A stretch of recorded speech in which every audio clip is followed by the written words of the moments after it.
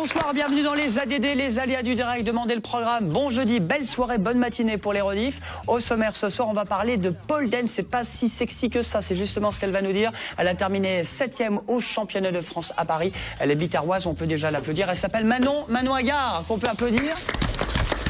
Elle a ouvert son entreprise et son club de pole dance à Béziers. Bonsoir Manon, bonsoir. Bienvenue sur le plateau, 22 ans. 23 23 ans, je voulais vous rajeunir. On va voir en tout cas quelques images dans un instant ce que c'est le pole dance. On va parler de la fête des vignes, c'est le Beaujolais nouveau aujourd'hui, mais c'est surtout les vins du Languedoc-Roussillon avant tout. Et c'est la fête des vignes, c'est ce week-end, c'est à Montpellier. Une nouvelle édition, c'est même les 10 ans entre la Comédie, place Charles de Gaulle, vendredi et samedi et dimanche dans les caveaux de l'agglomération de Montpellier, Vampelay, de l'agglo de Montpellier. Bonsoir Yvon. Et bonsoir. Et bienvenue sur ce plateau. La compagnie Malampia, c'est pour la bonne cause, c'est pour aider les sinistrés des Philippines, où c'est toujours compliqué évidemment là-bas, avec une pièce de théâtre qui sera jouée au Kawa Théâtre. Ce sera dimanche à 17h à Montpellier. On en parle, c'est lui qui a lancé cette pièce sur ce plateau, c'est Bernard. Bonsoir Bernard. Bonsoir. Pour cette pièce qui s'appelle La jeune fille et la mort, et c'est organisé avec notamment Nadine dans le cadre de la semaine de la quinzaine du tiers-monde, vice-présidente de la maison du tiers-monde, boulevard Louis Blanc à Montpellier. Bonsoir Nadine. Bonsoir. Et bienvenue sur ce plateau. On parlera bois également de sculpture avec une école Studio M à Montpellier et les élèves qui se sont mobilisés ces dernières heures toute la nuit avec leurs chefs, deux chefs d'entreprise, de patrons, de chefs d'orchestre, de profs, de enseignants, des artistes. On a Vincent et on a Ludovic. Bonsoir messieurs. Ludo, il est surtout passionné par le bois pour ce vernissage Galerie d'Art. Ce sera demain vendredi à Montpellier, à Saint-Jean-de-Védas pour être précis. Voilà pour le programme les amis. Bienvenue tout le monde. Top départ pour les ADD, aléas du direct. Alors on va parler de la fête des vignes à consommer avec sagesse, comme vous dites tout le temps Yvon. Tout à fait. C'est vendredi, samedi et dimanche. Alors le concept c'est sur la Comédie, mais c'est aussi dans les caveaux. C'est la 10e fête des vignes cette année. C'est sur la Comédie, plutôt sur l'Esplanade pour la 2e année.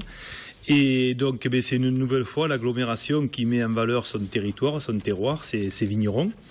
Donc c'est une fête où on a, comme chaque année, une quarantaine de vignerons qui vont pendant 2 jours, vendredi et samedi, présenter leurs produits sur la Comédie, faire déguster. Moyennant l'achat d'un ticket 2 €, on achète un verre, on a 3 dégustations et puis on peut découvrir les magnifiques et les savoureux vins de l'agglomération, au travers de caves coopératives, caves particulières. Alors il y a combien de viticulteurs, de vignerons dans l'agglo de Montpellier finalement? Dans l'agglo de Montpellier, une cinquantaine, on en a une quarantaine qui sont présents là, puisque certaines ne peuvent pas être là le dimanche, etc. Mais c'est une fête où les viticulteurs, les vignerons sont assidus, puisque je vous dis c'est la 10e, on l'a créée en 2004, et ils sont toujours là. Donc pour eux c'est un moyen de faire connaître leurs produits, de se faire connaître, et puis pour les gens de l'agglomération de Montpellier, de ce magnifique territoire, c'est l'occasion de découvrir les racines du territoire, puisque quelle est la plus belle chose que la vigne pour retrouver ses racines, voir ces vignerons qui expliquent comment ce territoire a évolué, comment ce vin est fait. Et puis le dimanche, aller dans les caveaux, donc dans les caveaux où on va découvrir et les vins et les caveaux et surtout le patrimoine de cette agglomération, parce que je vous rappelle, vous le savez, on a un patrimoine magnifique, on a de beaux villages autour de Montpellier et donc c'est une belle occasion de découvrir toutes ces choses-là. Il y aura des caveaux à Saint-Geniès, des vignerons, vous êtes maire de Saint-Geniès. À Saint-Geniès bien sûr, mais aussi à Cournon-Sec, à Murviel, à Pignan, enfin, etc., à Saint-Georges, toutes ces choses. Et puis le second côté, c'est que quand même cette fête est toujours liée avec l'humanité, puisque ces 2 € que l'on demande pour l'achat du verre, eh bien ces 2 €, on les verse aussi d'Action. Alors je vous dirais que, par exemple, depuis le début de cette fête, on a versé 143 000 € à l'humanitaire. Dont 16 000 l'an dernier, donc c'était plutôt pas mal. L'an dernier c'était 16 000, on a versé 118 000 € au SIDAction depuis le début, et les 2 premières années c'était au Téléthon, on a versé 25 000 €. Donc vous voyez, l'agglo prend de l'argent, demande 2 € au départ, les reverse à l'humanitaire, c'est gratuit pour les vignerons. Tout le monde est gagnant. Tout le monde est gagnant, et puis surtout ce magnifique territoire, eh bien, on le fait connaître, on le fait reconnaître, et je crois que c'est toujours important. Aujourd'hui l'agglomération, peut-être demain la métropole, mais il faut surtout que ce territoire, on se l'approprie, que les gens qui arrivent chez nous se l'approprient, et avec le vin, puis à côté de ça, avec la truffe qui sera en Jambier à Saint-Geniès-des-Mourgues, le miel, les olives, etc., etc. Toutes ces choses-là, on découvre ce territoire de Montpellier, et l'agglomération est fière de le faire découvrir à ses habitants, quoi. Alors des ateliers, des quiz, des animations. Le casino des vins, c'est quoi ça? Le casino des vins, vous jouez au lieu de gagner vous gagnez une bouteille, hein, dans la découverte du produit. On a aussi cette année un service groom que l'on met en place, hein, qui est important parce que les gens, l'an dernier, souvent les gens, ce que nous disaient les gens, c'est que pour acheter un carton, après un carton sur la comédie, il a mené la voiture, donc c'est plus difficile. Là, on met en place un service groom où on viendra vous livrer directement au parking du Polygone, la comédie, le quorum, etc. Et même chez vous, hein, moyennant 6 €, donc vous pourrez acheter 1, 2, 3 cartons de vin et vous le faire livrer à domicile. Et même si vous allez dans les cabots, vous achetez un carton, la 7e bouteille est offerte, je crois. La 7e bouteille est offerte, la dégustation est offerte, et puis la convivialité surtout est toujours présente. Ça, c'est le maître mot de l'agglomération de Montpellier, et c'est le maître mot des vignerons et du vin, parce qu'autour du vin, il y a toujours de la convivialité. Et rendez-vous aussi à Montpellier, au domaine de Rieux-Coulon. Domaine de Rieux-Coulon, entre autres, puisque chez Benoît Lacombe, on a d'excellents produits, mais aussi dans les 40 caveaux de l'agglomération de Montpellier. Pour voir le taillage des vignes, la vinification, la dégustation, c'est dans les caveaux où là on se déplace, où vous êtes carrément invité, vous allez chez le vigneron, le viticulteur et chez l'habitant, puis vendredi, samedi, on le rappelle, tout au long de cette journée. Inauguration vendredi, d'ailleurs demain. Vendredi à 11h, et une fois de plus, il va faire un temps magnifique. Ah bon. Je vous le dis à chaque fois, je vous l'ai dit pour la fête du miel, pour la fête des olives, ça a marché. Et là, vous allez voir, de nouveau, il fera un peu froid, mais le vin, ça réchauffe le cœur, ça réchauffe l'humeur, et il va faire un temps magnifique. Ah, il est au taquet, Yvon, hein, vous en pensez quoi? Ouais. Il est bon, là. La convivialité, ça c'est important. Vous savez, cette agglomération, elle en a envie, et elle a envie qu'on la fasse tous ensemble. Alors vendredi, samedi sur la comédie et dimanche, rendez-vous dans les caveaux de l'agglomération de Montpellier, Yvon. Merci beaucoup. Venez nombreux comme chaque année. et vous serez bien accueillis. On sera bien accueillis. Ouais. Est-ce que vous savez ce que c'est? Est-ce que vous en avez déjà fait du pole dance? J'en ai pas fait, je le regrette, mais je sais que j'ai discuté tout à l'heure, on en a discuté. Au départ, je savais pas trop ce que c'est, mais enfin, je sais qu'on a quelqu'un vraiment la septième championne de France. Championne de France. Après un bon verre de vin, pourquoi pas? Mais après la compétition. Après, avant, c'est niette. Non, mais après, pour arroser tout ça, si c'est bon. Bon, Manon Agard, vous faites du pole dance, vous êtes de Béziers, vous avez 23 ans, vous avez découvert le pole dance il n'y a pas très longtemps, lors d'un voyage, d'un séjour aux États-Unis? Oui, j'ai découvert la pole dance il y a 4 ans maintenant, aux États-Unis, mais j'ai pas osé tester parce que justement j'avais cet a priori là à me dire que c'était du striptease. Puis j'ai regardé des vidéos sur internet, puis quand même à mon retour en France, à Toulouse où je faisais mes études, j'ai découvert une école chez Miss Paul où là j'ai essayé et j'ai eu le gros coup de foudre. Alors ça vient du Canada, hein, déjà. C'est ça, ça vient du Canada. La pole dance. Alors qu'est-ce que c'est? Parce que dès qu'on dit pole dance, on pense tout de suite boîte de nuit, une bar. Après, on danse, faut pas le nier. D'une façon sexy, c'est pas ça? La pole dance vient du striptease, ça il faut pas le nier. Mais ça a évolué au fil des années et maintenant c'est devenu un sport à part entière. Et c'est donc un mélange de danse et de figures on est quand même loin des boîtes de nuit quand on voit les images. Hein. Oui.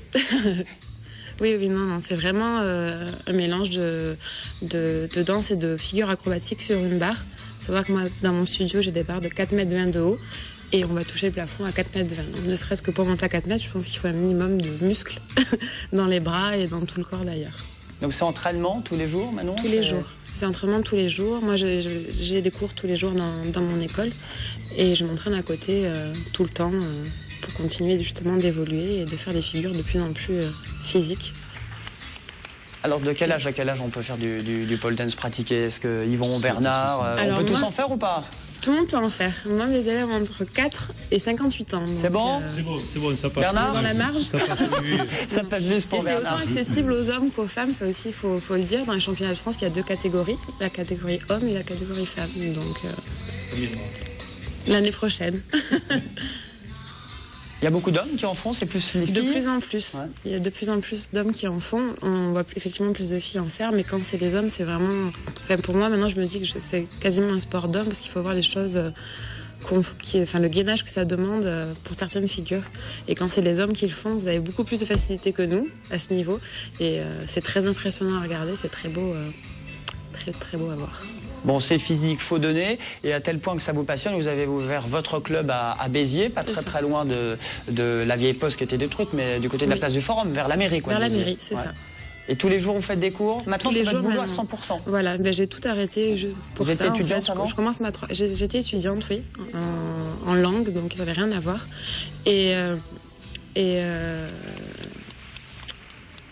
Et vous continuez l'aventure. Et je continue l'aventure. Vous êtes troublé par Yvon, non? Non. Non, là je commence donc ma 3e année. J'ai commencé en plus de mes études vraiment pour donner 2-3 cours comme ça.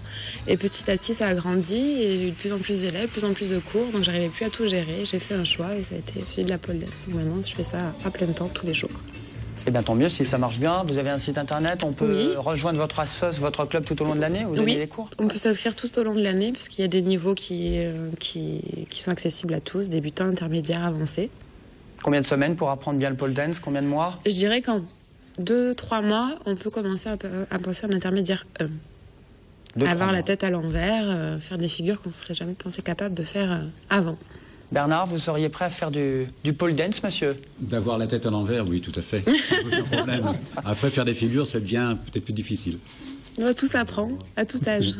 Vous faites des extras, entre guillemets? Vous faites des cabarets, des soirées privées? Oui, je fais aussi des prestations. Et souvent, des cabarets, des troupes itinérantes m'appellent pour faire, en plus de leur show, des prestations. Vous serez jeudi à Perpignan. C'est ça. Et au mois de mai, aux Igozango de Béziers, vous faites un... Je ferai mon spectacle de fin d'année de pole dance. Donc pour les personnes qui ne savent pas ce que c'est, je vous invite à... 31 mai 2014. 31 mai 2014. Mais pas d'enterrement de vie de jeune fille, de vie de garçon? Alors j'en fais dans mes cours, c'est-à-dire que des filles ou des garçons viennent prendre un cours de pole dance pour l'enterrement de vie de jeune fille. Par contre, je ne fais pas de prestations... Ça s'arrête là, ça reste cordial. Oui, de mon côté, après, chacun fait ce qu'il veut. Moi, je suis vraiment sur le côté artistique, scénique. Et voilà. Bon, 7e championne de France, bravo, c'était à Paris. C'était quand d'ailleurs? C'était le 25 octobre. Donc il n'y a pas longtemps, vous allez continuer, essayer de monter sur le podium? Ah oui. Vous n'attendiez pas déjà cette place? Je ne m'attendais pas déjà à être sélectionnée tout court, parce que d'abord la sélection se faisait par vidéo. Et donc là, j'ai été prise parmi les 12 premières et j'ai terminé 7e. Par la suite, donc l'année prochaine, on va essayer d'être au moins dans les 4 premières. Eh bien, bon courage pour la suite. Merci pas mal. beaucoup. Ça vous inspire quoi, Vincent? Là, moi, le sport, c'est pas vraiment un truc pour moi, donc je lui souhaite beaucoup de courage. Je trouve que c'est fabuleux, surtout à partir du moment où on a trouvé une voie, de tout se donner, et je suis sûr qu'elle y arrivera. Elle a sûrement bien fait de laisser tomber ses études pour rentrer là-dedans. Elle a son école. De toute façon, c'est un tournant, il fallait oser. Profite. C'est ce que j'aime au quotidien. Voilà, mais c'est ce qu'il faut. C'est tout ce qui compte. On verra. Les jeunes qui font bouger les roues. Merci Manon. On va scier du bois maintenant, figurez-vous. c'est des barres qui ne sont pas en bois, vous, c'est des barres en... Non, en chrome. En chrome. Oui. Le bois, c'est l'affaire de Ludovic Boss. Vous êtes artiste, vous êtes enseignant également. Vous êtes enseignant où? Je suis enseignant dans une école d'archi, alors principalement dans une école d'archi à Paris-Belleville, donc une école parisienne, où j'ai fait mes études d'architecte. Et j'enseigne aussi dans différentes écoles parisiennes, une à Valence, donc des écoles d'archi et des écoles d'ingénieurs. Et là, vous êtes en Mana à Montpellier avec Vincent. Voilà. Qui est Mana, qui on a l'honneur de recevoir Ludovic cette année pour le workshop donc, des Mana. Alors, le workshop, c'est demain à Saint-Jean-de-Védas pour la galerie. Le vernissage, c'est demain. Le vernissage, pardon. Le workshop, c'était depuis lundi. Donc, le principe d'un workshop, c'est sur une semaine assez courte, faire travailler les étudiants sur un sujet qu'ils ne connaissent pas du tout. Donc là, c'était le bois, la sculpture bois. Donc, Ludovic, en plus, avec ses compétences pédagogiques, on va dire, était vraiment l'invité d'honneur.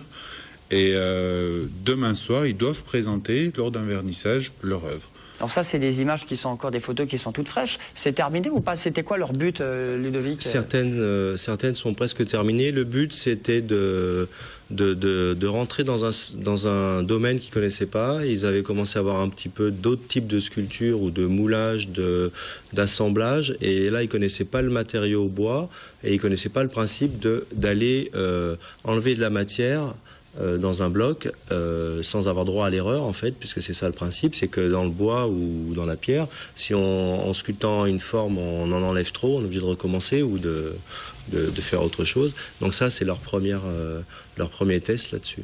Alors justement, ça donne quoi, le but de faire ces figures? Ça marche très bien. Et il y a encore autre chose qu'ils ont testé, c'est que je suis venu avec ma camionnette avec tous mes outils, et donc ils ont testé un peu tout jusqu'à la tronçonneuse, parce que c'est mon outil, en ce moment c'est mon outil privilégié. Donc, Vous étiez quand même avec les élèves pour la tronçonneuse? Oui, bien sûr. Oui. Parce que c'est un projet pédagogique, hein, c'est ça aussi. Parce qu'ils ne connaissaient pas effectivement cet univers, la sculpture sur bois. Oui, voilà. Les MANAS, il faut bien prendre en compte, c'est une année de transition avant le BTS ou les Beaux-Arts ou l'école d'archi. Et on reçoit des étudiants qui viennent de bacs généraux, donc de L, de S, des bacs pro, enfin de tout horizon. Donc c'est des personnes qui ne sont pas passées par une filière artistique et qui doivent tout découvrir en une année. De tout découvrir va leur permettre justement de réellement choisir une voie, que ce soit à l'école d'archi, les Beaux-Arts ou les différents BTS d'art qui sont proposés. Alors c'est une vingtaine d'élèves en tout. Combien, c'est quoi, 7 œuvres? Peut-être même 8-9, parce que certains se sont lancés sur une deuxième. Ils ont tellement aimé qu'ils étaient au taquet. Tout à fait, oui. Quand on touche au bois, de toute façon, à chaque fois, ça fait la même chose. Qu'est-ce que vous aimez bien, vous, alors, dans le bois, dans la sculpture sur bois c'est difficile. Ce que j'aime bien, c'est peut-être le côté irrégulier du matériau, parce qu'il nous fait des surprises.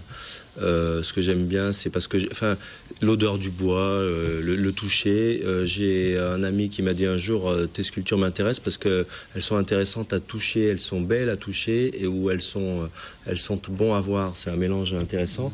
Et c'est un peu ça le matériau bois. Et même si je m'en suis d'abord servi pour fabriquer des meubles, puis pour faire des bâtiments, parce que mon enseignement, c'est justement la construction bois. En structure, c'est un complément. Enfin, j'ai l'impression qu'il y a une espèce d'ensemble. Je suis bois, tout simplement, et c'est un peu dans la construction, la sculpture. Alors c'est du bois mort, vous entendez bien avec les écolos c'est une question qu'on vous pose très bien souvent. Avec les écolos, parce que ça me permet justement de dire... alors je sculpte aussi des souches, donc des arbres sur pied qui sont morts, qui doivent être couchés, qui doivent être coupés. Comme le canal du Midi, du côté de Béziers. Voilà, alors dans des tas de parcs, même dans les grandes villes. Et un des arguments, c'est de dire, au lieu de couper à ras un arbre qui pouvait avoir un intérêt, on part tout de suite sur le principe qu'on va garder une grande partie de l'arbre, on va le sculpter, mais on va bien sûr pas le traiter. Et mon idée, c'est de le laisser toujours aux insectes, aux oiseaux et à tous ceux qui veulent bien en manger, parce que la sculpture va finir comme l'arbre aurait terminé, elle va être mangée, mais en tout cas, ce qui m'intéresse, c'est surtout de ne pas mettre de produits chimiques dessus, puisque c'est un matériau naturel. Et tout sera exposé côté cours à Saint-Jean-de-Védas, à la galerie, pour ce vernissage 18h. Tout le monde peut venir, c'est demain vendredi, avec les élèves qui seront là. Ils ont terminé à quelle heure? Ils sont Hier encore soir, au boulot, ils ont terminé vers 1h du matin. Ce soir, ils risquent de terminer encore très très tard. Demain, ça va être plus la scénographie pour justement installer les pièces. Et demain soir, Ludovic nous fera aussi une présentation, donc avec tronçonneuse. Et donc venez, si vous êtes curieux, on va dire, de comment travailler le bois par une tronçonneuse. Il y aura une petite animation, pas dans la galerie bien sûr, mais devant la galerie, où Ludovic expliquera ça. Moi, je tenais à dire, c'est qu'avec Ludovic, on s'était rencontrés justement là-dessus, puisque j'étais adjoint dans une mairie. On avait l'arbre de la Révolution qui avait pris la foudre, donc qui allait mourir. Pour moi, c'était hors de question qu'on le coupe à ras, justement. Pour lui aussi, parce qu'il passait quelques fois en voiture, et on s'est rencontrés comme ça, et il nous a fait une très belle sculpture là-bas. Côté cours, Saint-Jean-de-Védas, vernissage demain soir avec les élèves. Et puis ces pièces seront exposées aussi à Studium, à l'école de Montpellier, au rond-point du Grand Thème. Merci beaucoup, Vincent et Ludovic. Merci à toi. Petite pièce de théâtre pour continuer. Et pour terminer les aléas du direct, les amis, il joue pour la bonne cause, pour les sinistrés des Philippines, touchés évidemment par le typhon il y a plus d'une dizaine de jours, de la compagnie Malampia. C'est Bernard. Bernard, vous l'avez mis en scène, cette pièce qui s'appelle La jeune fille et la mort. Et ce sera à 17h dimanche au Kawa Théâtre. 17h dimanche, exactement, au Kawa Théâtre. Donc au profit des sinistrés des Philippines. Et dans le cadre de la quinzaine du tiers-monde avec Nadine. Tout à fait. Alors comment s'est fait cette rencontre, Nadine Bernard? Comment vous connaissiez déjà Non, c'est une personne qui nous a présenté, un de mes comédiens, qui connaît bien Nadine, et qui m'a présenté à Nadine. Et puis lors de cette première rencontre, il y a une fusion qui s'est faite, je pense. Il y a une complicité également, ce désir de faire quelque chose ensemble dans le cadre de la 24e quinzaine des tiers-mondes. Et puis de là, en cheminant ce week-end, lors de l'inauguration, c'était samedi dernier, on a eu cette idée avec Nadine que les profits puissent aller aux sinistrés des Philippines. Et Nadine, c'est l'une des nombreuses actions qui sont prévues pendant cette quinzaine. C'est une des nombreuses. La quinzaine, comme son nom l'indique, ça dure 15 jours. Donc avec des fois 2 ou 3 manifestations par jour. Samedi dernier, c'était le lancement en place de la Comédie. Peut-être que certains des téléspectateurs l'ont vu. Il y avait Action contre la faim, notamment, qui était là. Voilà, bien sûr, mais pas que. Il y avait 80 artistes qui sont tous venus bénévolement soutenir ce lancement. La quinzaine des tiers-mondes, c'est la 24e édition. C'est présenté par la Maison des Tiers-Mondes et de la Solidarité Internationale qui se trouve boulevard Louis Blanc à l'espace Martin Luther King. On est également référent dans la semaine de la Solidarité Internationale, c'est-à-dire qu'on chapeaute les actions qui se passent dans le département de l'Hérault. Il n'y a pas qu'à Montpellier d'ailleurs, il y a Montferrier, il y a Prades, je m'excuse si j'en oublie. Alors, il y a 2 bons plans ce week-end par exemple. Alors 2 bons plans ce week-end, déjà dès ce soir, il y a quelque chose à la cité universitaire de la Colombière. C'est présenté par Agronomes et Vétérinaires sans frontières. C'est les enjeux du développement rural en Amérique latine. Et il y aura la participation de la chorale Quart de Ton, pour ceux qui aiment la musique. Et demain, à partir de demain, c'est le colloque, 2 jours de colloque à la Maison des Tiers-Mondes et de la Solidarité Internationale. Et le thème cette année, c'est la responsabilité sociale des entreprises, parce qu'on peut discuter sur la responsabilité sociale des entreprises, dont des entreprises françaises qui font venir des produits de pays comme le Bangladesh, où tout dernièrement, il y a quand même eu cet éboulement sur des ouvrières. Et donc, c'est mettre un petit peu ça en exergue avec des avocats, avec des syndicats, avec des gens tout à fait compétents pour développer le sujet. Et le thème aussi, c'est lutter contre les violences faites aux femmes. Et c'est un peu le leitmotiv, la trame de votre pièce de théâtre, La jeune fille et la mort. C'est pas vous qui l'avez écrite, hein, c'était Chili par... Ariel Dorfman. Ouais. Il y a 40 ans déjà. Il y a 40 ans, il était à l'époque en poste au gouvernement de Salvador Allende lorsque Pinochet a fait ce coup d'État. Et vous, c'est la même pièce que vous allez jouer, hein? C'est la même pièce, c'est le texte original, auquel je tiens absolument, parce que c'est un texte qui est merveilleux, qui dénonce réellement cette violence faite aux femmes, mais violence qui existe toujours. Ce qui s'est passé en 73 au Chili existe encore malheureusement dans d'autres pays, et cette violence perdure. Donc ce texte joué en intégrale, avec un aménagement dans le sens où normalement c'est 3 interprètes. Il y a une 4e interprète qui est en permanence sur le plateau, qui est une danseuse. Il faut venir voir les pièces pour découvrir le rôle de cette danseuse, mais qui est une véritable interprète, qui a fait une chorégraphie, donc sur une pièce qui dure plus d'1h30. Vous êtes 4 sur scène, dont 4 vous, sur Bernard. plateau, tout à fait, dont moi. Et bien sûr, j'ai fait la mise en scène et j'ai été dirigé, parce qu'on ne peut pas en même temps se diriger et être acteur. Et cette pièce a été présentée dernièrement au Festival d'Avignon. Alors, nous l'avons joué. Ça marchait bien. Tout à fait. Nous l'avons joué en 2012 au Festival d'Avignon, et en 2013, on nous a demandé de venir la jouer sur le festival, et ça a très bien fonctionné et le public a été parfaitement satisfait. Et donc au Kawa Théâtre, ce sera dimanche. Ce sera dimanche, prix unique, 8 €, de manière à ce que la salle du Kawa Théâtre, qui est mise à disposition par le Kawa, et je tiens à le préciser également, par la Fédération nationale des compagnies théâtre amateurs du département CD34, qui nous met à disposition gracieusement. Et ça aussi, je crois que c'est important de pouvoir contribuer. Nadine, vous y serez? Bien sûr. Question. J'espère que beaucoup de Montpelliérains se sentiront concernés. Rendez-vous donc au Kawa Théâtre à Montpellier pour ce bel événement, pour la bonne cause, pour aider les victimes de Philippines. On disait avec Yvon Pellet pour le SIDAction. Il y a également l'opération Movember, ça c'est du rugby. C'est Montpellier 4, c'est une belle affiche. C'est au top 14, c'est au stade Yves du Manoir. Ce sera à 14h30. Movember, c'est laisser pousser la moustache et vous rentrez à moitié prix et vous faites un acte de générosité. Un petit peu, Bernard, vous laissez du duvet, c'est quoi, ça pousse quand même vous? Moi ça pousse un peu, oui. Vous allez pouvoir rentrer 12 € seulement. Et les rugbyman également se mobilise à l'image d'Alex Tulou, bien connu rugbyman du club de rugby de Montpellier. Il participe à cette opération Movember. Le message, regardez. Good morning to all you supporters of Movember. After Francois and Nicolas, it is my turn to offer you the challenge of October. You probably remember from last year that a few of the players grew their moustache for the Movember. And this year our preparations are bigger and better, and we're going to create the team Movember, enabling us to improve the donations for the research into prostate and testicular cancer. So all you have to do is click on Movember.com, click on inscription, join the team of Montpellier Herald Rugby, and then complete your profile to finish your inscription. So I will be your team captain, and I will have my last shave before the 1st of November. And so will you, to show our support for the Movember challenge. And if you guys come in numbers, I will have a small surprise for you. Not a small surprise, a big surprise for you guys after.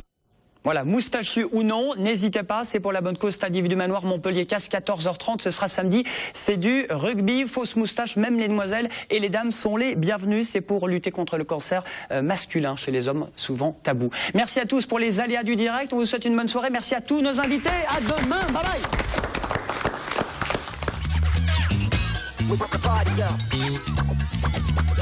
bye.